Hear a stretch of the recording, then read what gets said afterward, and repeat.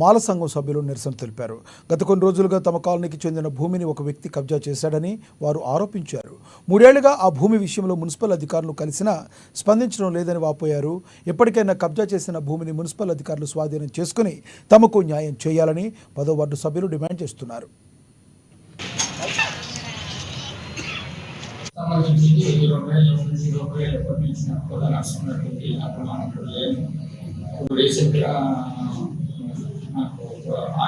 Application ఇచ్చాడు.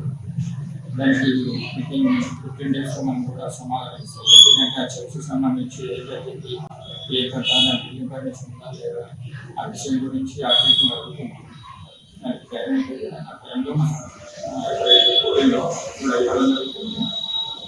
ఈ పాత నుంచి నడుస్తున్నారు. 1920లో కేసు గురించే నోటీస్ ఇవ్వడం జరిగిందన్న. నిజామాబాద్ జిల్లా భీమ్గల్ పట్టణంలోని